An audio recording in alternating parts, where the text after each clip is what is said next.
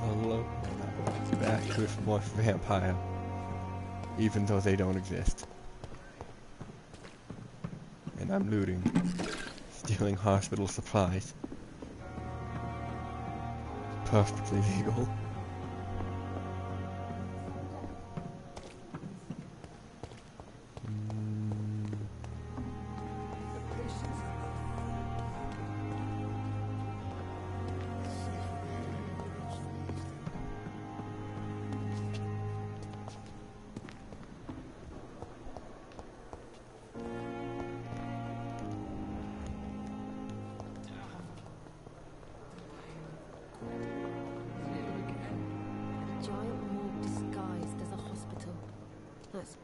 Nowadays.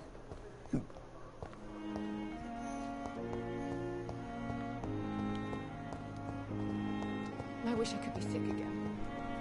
Blood oil with the fever. You discuss every street car. Daily routine.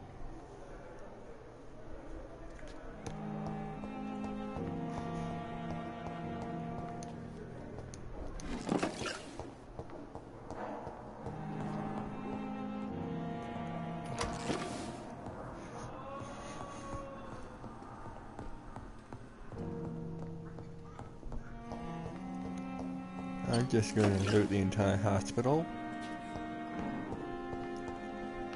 I mean, they don't need the medicine.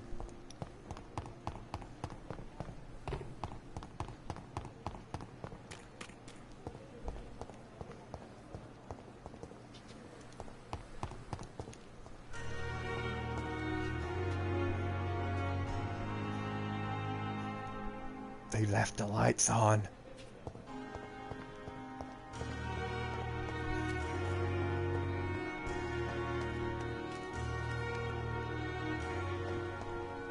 It's locked, all right.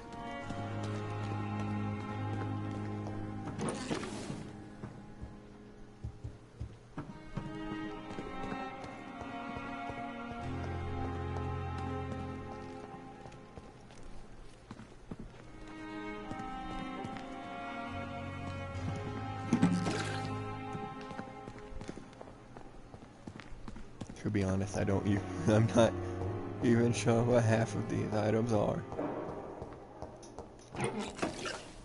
I know what that is though.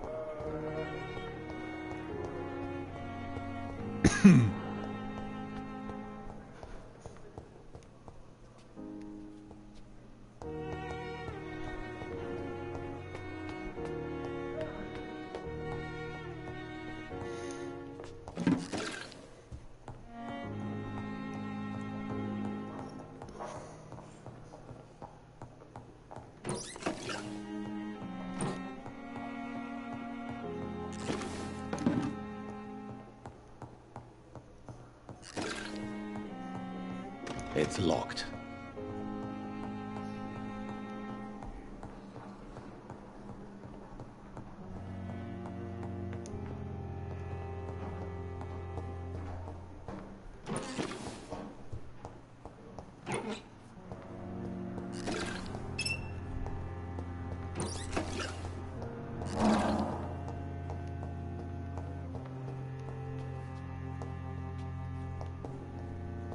It's locked, all right. Oof.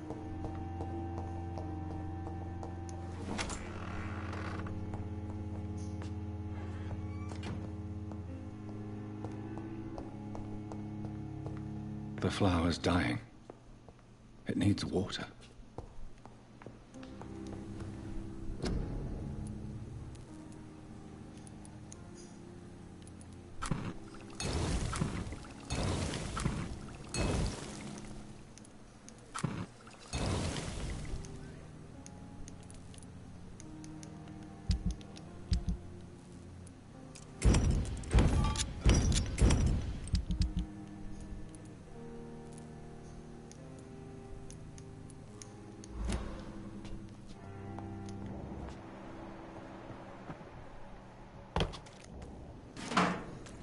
If I'm right, Clay Cox is still sick.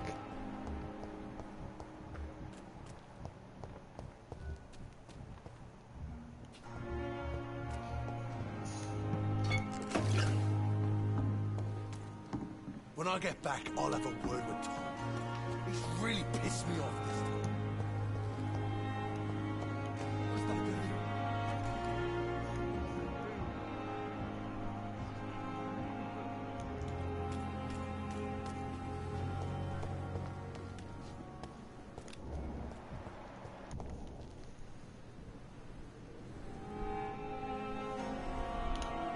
Is this supposed to be an hospital? A pig starting to smell bad.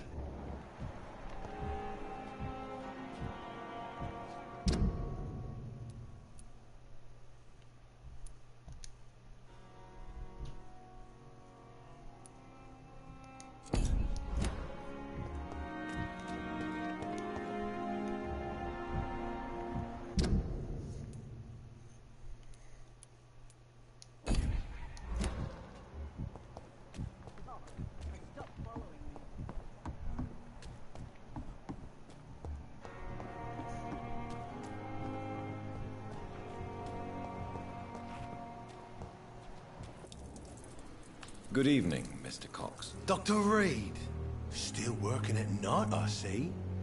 I like that. And why is that? People who don't sleep at night always seem more alive to me. More interesting, one way or another.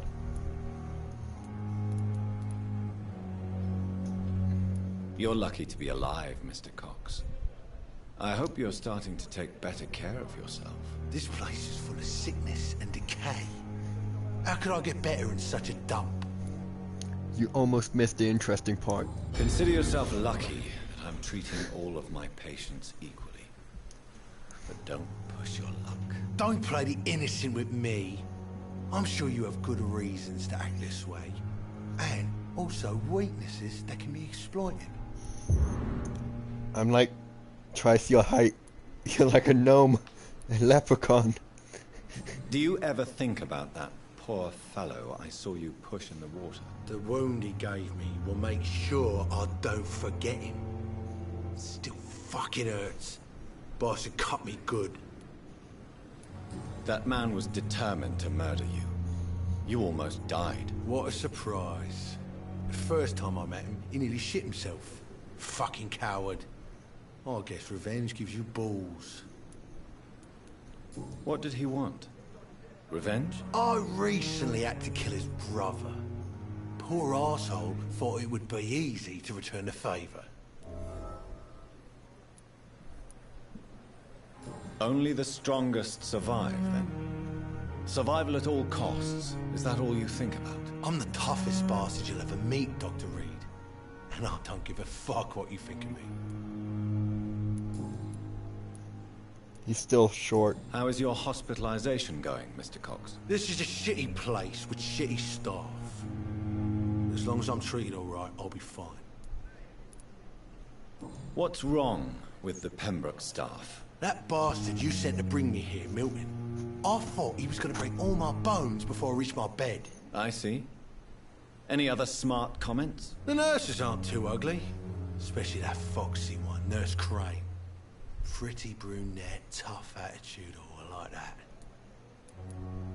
What's wrong with the hospital? Come on, Dr. Reed. The place is a dump. Smelly, sad, and dirty. That's because you're here. alive thanks to the efforts and dedication of the staff here, aren't you? What are you expecting, a medal? I thought that saving lives was just part of the job. Must be an unsatisfactory profession at this time, I'm sure. So touchy. All these hints. How long do you think you can escape the law, Clay? I know this city like the back of my hand, Doc. I know its streets, who to pay, who to avoid, and who to bully. I won't get caught.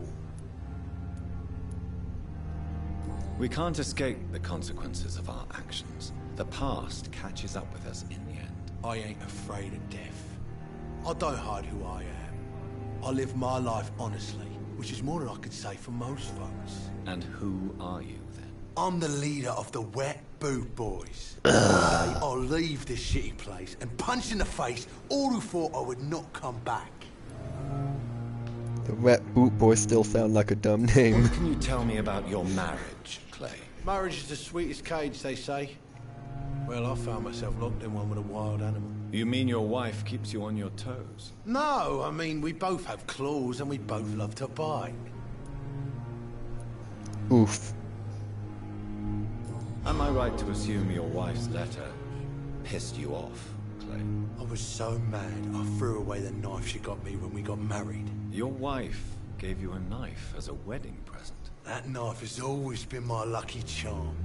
If I'd had it in my hand when I got stabbed on that pier, I'd not have been wounded. That sounds logical. More logical than vampires, at least. Do you want it back? I don't need it here, but if you'd be kind enough to bring it to me, I'd be really grateful. A grateful Clay Cox? I might just find your knife and bring it back to you to see that happen. I can give you directions, but I'd be surprised if you managed to find it. My hideout isn't meant to be found easily. A lucky charm? I never would have taken you as the superstitious type. We all have our flaws, Doc. Mine's to have my weapon of choice for when the really dirty business comes around. I'll leave you for now, Mr. Cox. Joke's on you. I have a better weapon.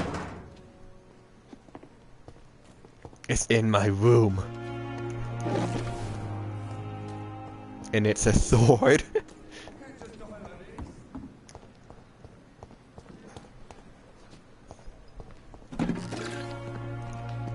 Should I grab my sword?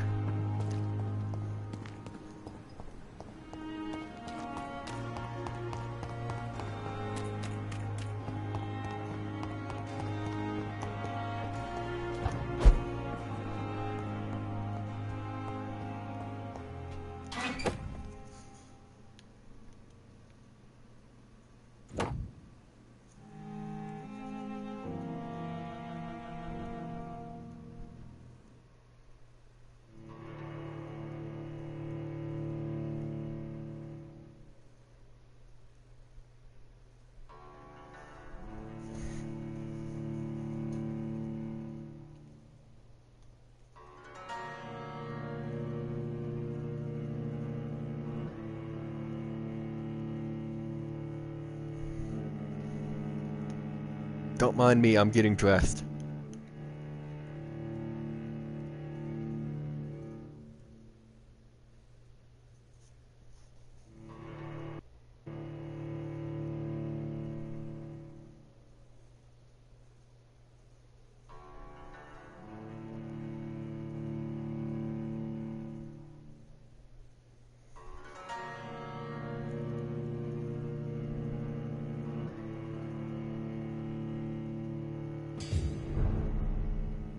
That was the longest loading screen ever just to put on a bowler hat.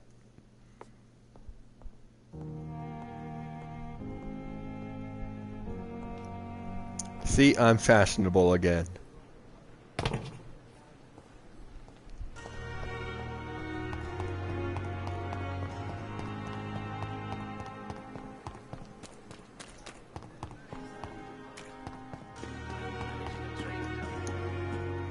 Good evening. I'm Dr. Reed. Always a pleasure to meet a colleague, sir. Especially when he was supposedly dead. A colleague. Are you a doctor too? Not anymore, sir. I used to be Dr. Rakesh Chadana. Now, I'm just Mr. Chadana, pawnbroker and humble guardian of this morgue. What do you mean? You used to... Was your license revoked? No, sir. It is just that I like to be precise. I run a little pawn shop while taking care of the dead. But I used to be a real doctor. Are you afraid or uneasy being surrounded by so many corpses? Why should I? These bodies are empty vessels. Flesh left to decay. Poof. Poof. No soul anymore. All gone. An interesting point of view. And quite an exotic one, too. Most people fear, or at least have a respect, for dead flesh. Sir, as a medic during the war, I learned to face my death and the death of others. It's the pain we have to tame, not death itself. What do you think? Should I keep this outfit or go back to my original one?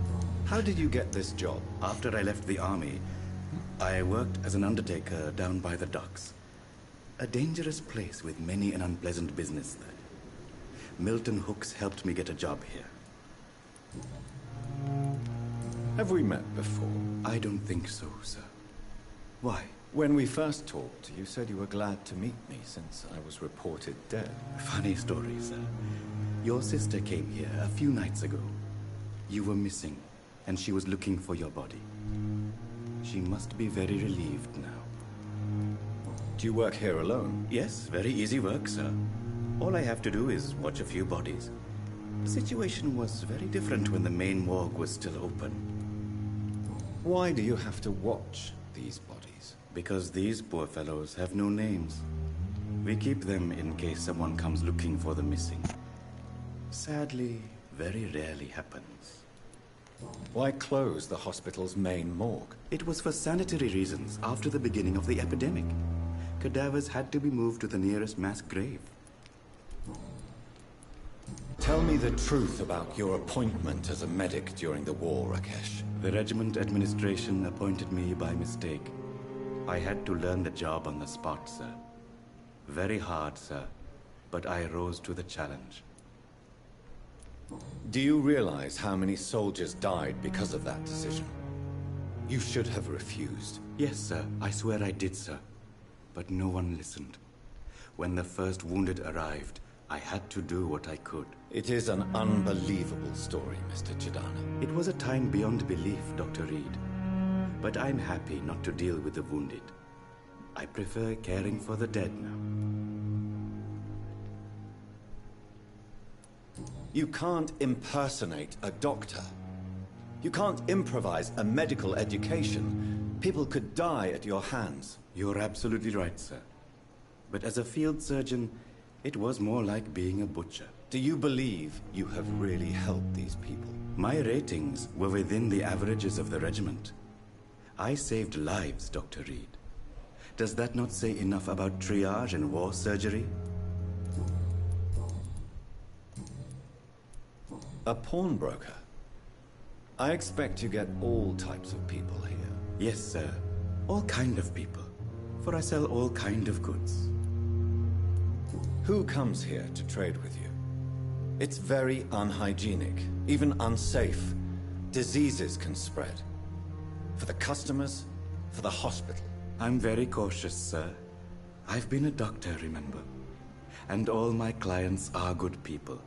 In fact, I think I only know good people. What kind of goods? With the quarantine, it's not always easy to buy things.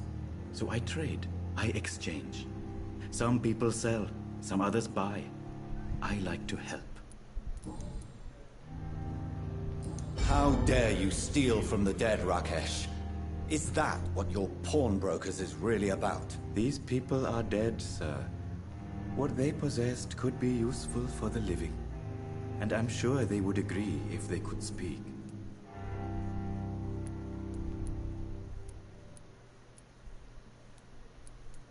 You should show respect for the dead. What about their loved ones who may treasure these items you sell? The bodies I watch over are the unwanted and undesired, sir. I would never deprive anyone of their family artifacts. Since you're not afraid of dying, do you believe in life after death, Rakesh? No. I believe we must do all the good we can while alive. For our time is short, and the obstacles are endless. Do you think you would enjoy immortality as a concept? Don't mistake me. I love life, and I'd like to live a long life. But everything has to decay, sir. Even goodwill. Do you really believe goodwill cannot last? As I said, sir, everything decays. If I was to never die, goodness, I would be bored or worse. And I like to be helpful, sir. Quite depressing, wouldn't you say? Yes, but the good news is, we'll all die before losing our humanity, sir. So you're ready to die? No, I am not.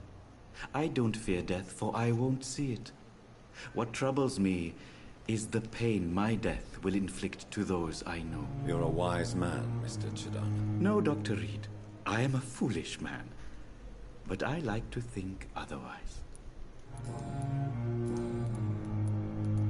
Please show me what you have to sell. Of course. It's just trinkets and curios, really. But I'm sure they can be useful. Very interesting.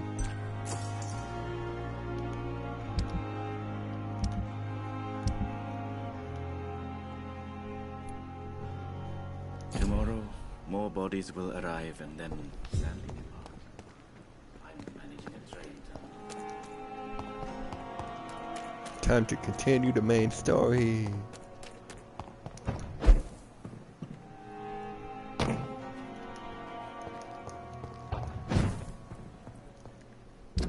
Might as well equip my sword.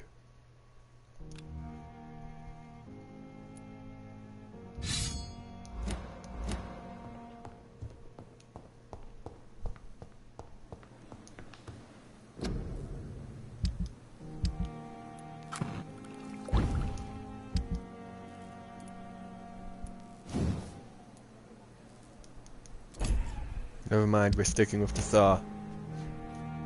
It's too dangerous.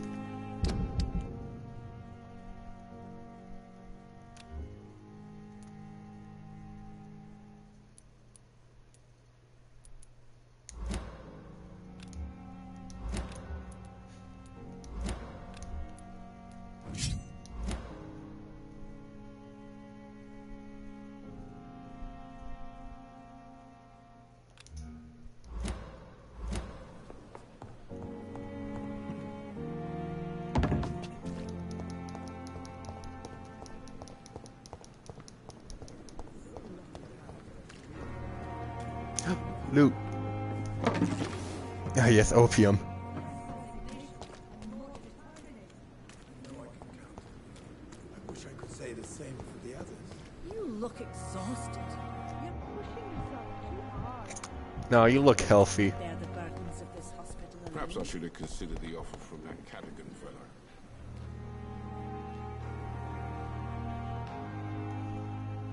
The flu took my dear wife, Emily.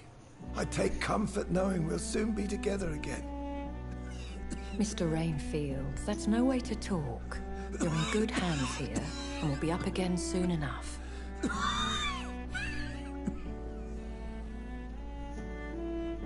Now do me a kindness and get some sleep. I'll be back round later. Your words are kind, the blessings of an angel. You're the sweet, sweet Lady of Mercy.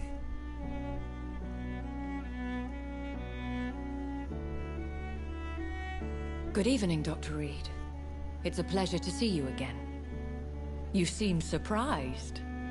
Dr. Swansea has brought me up to speed concerning I don't know, I your just see my recent shoulders and collar. appointment to Pembroke Hospital.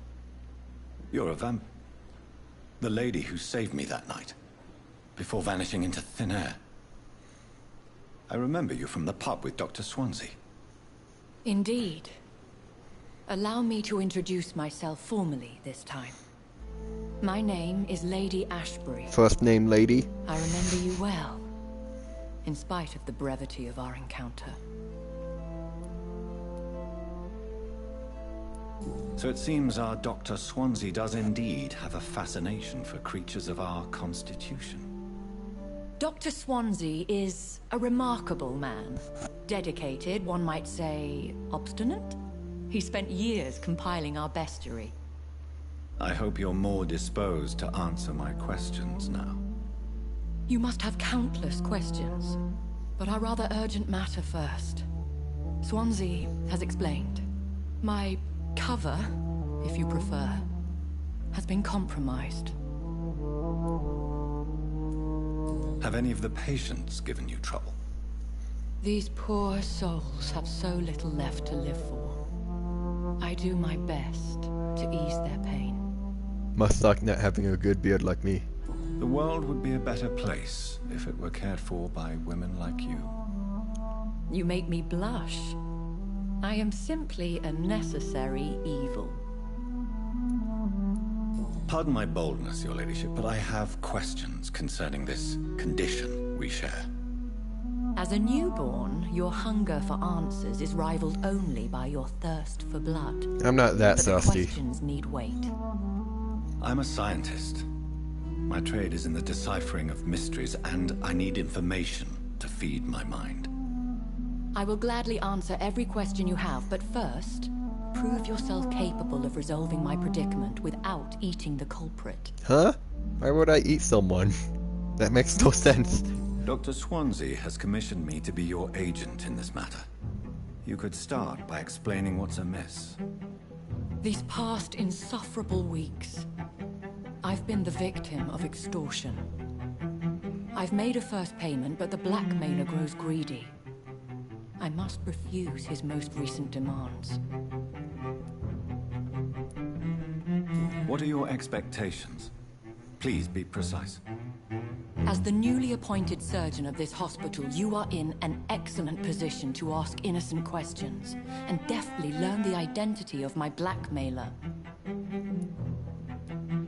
Who would be so foolish as to threaten you? A kindred spirit. Even if it were the case, and I highly doubt it, a vampire would have asked for something more valuable than money. My suspicions lean toward a patient or their family. If we're dealing with an ordinary criminal, surely you've the means to deal with it yourself, if I may. As immortal tradition doth dictate, all fangs and hypnotic eyes ablaze, the blood would run like a river. That's what I hope to avoid. Violence has a tendency to spiral out of control. Please continue. Every detail is essential. I'm your man. My embarrassment in this matter is eclipsed only by my shame at having put the hospital at risk. The threat from our anonymous scoundrel is clear. A list of dates. My visits coinciding with the dates of suspicious patient deaths due to massive blood loss. We don't ask take questions care of here. Do you know where I should start? If that was the case, I'd settle the matter myself. You could talk to our local gossip, Harriet Jones. Not a pin drops here without her hearing about it. I'll meet that woman now. My life, as others know, is in your hands, Dr. Reed. I'm sure of your discretion, but I do fear your powers of persuasion will be put to the test. When this is resolved, I'll be your obligé. I'll answer all questions in regards of your condition.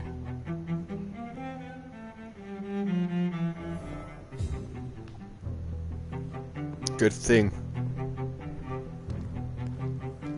Oh god. What am I doing? They know we are overwhelmed by this horrible. That unknown person is probably Harriet. Okay, it is. Simpletons, these nurses. Bred with no respect.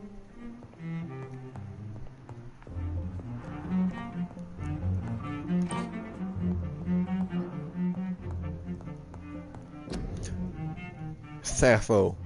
Royal Garden Hall Theater. Clyde Fitch presents Doris Fletcher. Sappho. Sappho. Or Sapphy. What? What is this? Who are you? Get out of my room. There's no need for alarm, madam. I'm Dr. Reed, the new surgeon. Preposterous. Dr. Reed, you say? I don't want some bumbling intern. I'm a Where's detective. Dr. Swansea?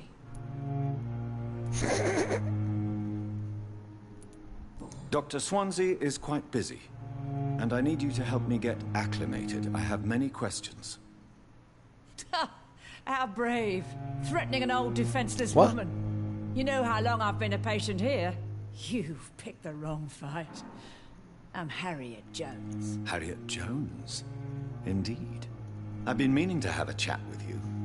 You know what goes on here better than any other patient, I gather. Oh, better than any patient, nurse or doctor. I've seen so many vile undertakings. I heard there have been some despicable goings-on. Was there a case of blackmail? Blackmail? Wait. You're investigating something. This isn't a social call. One of those incompetent cunts slit a poor sod's vein. If I didn't know better, Miss Jones, I'd be inclined to say you enjoy this type of idle gossip. God's honest truth, Doctor. It's just the way it is here. Most of these bitches would let you freeze to death before getting you a blanket. Hey, where's your blanket? Eh, who cares? I assure you, madam, this is not an investigation into a possible medical error. Debauchery, then? Nurses Crane, Hawkins, Brannigans, whores, all of them. They can't keep their legs shut. I've seen them scratching slutty sores. Really? Well, if you have irrefutable proof, I'll not have the staff behaving in such a manner here. This is your business, Doctor, not mine. But I swear one of the nurses is cavorting with some man on hospital hours. Thank you for your time, Miss Jones.